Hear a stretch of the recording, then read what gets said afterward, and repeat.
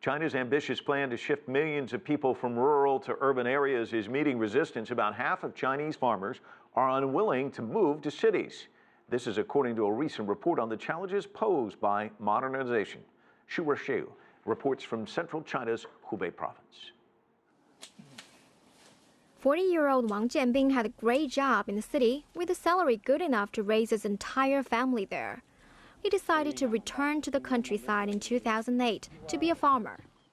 As a farmer, I have a strong feeling to the land, and I feel more comfortable staying in the countryside. Now that my parents are getting older, it's easier to take care of them if I live here. Wang is not alone in this sentiment. A report says that nearly half of Chinese farmers polled are unwilling to move to cities. 51% showed an interest in moving, but only 11.83% indicated a high interest. The cost of living in big cities is much higher than back home. I can save much more than before after coming back from the city.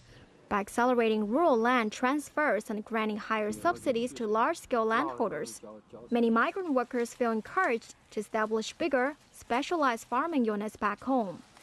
The country is now investing to build a modernized agriculture. Migrant workers who have saved money after years of working in the big cities now have more opportunities to build family farms and inspire others to come back. However, many say that the return of migrant workers to rural areas is a barrier to China's urbanization process.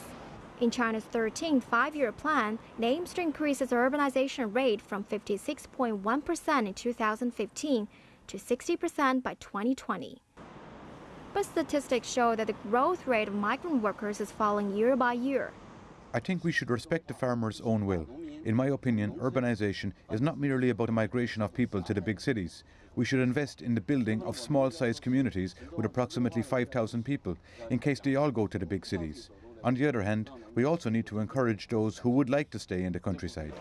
And for the migrants who wish to stay in cities, the country needs to solve their problem of hukou, or household registration system, and grant them the same access to social benefits.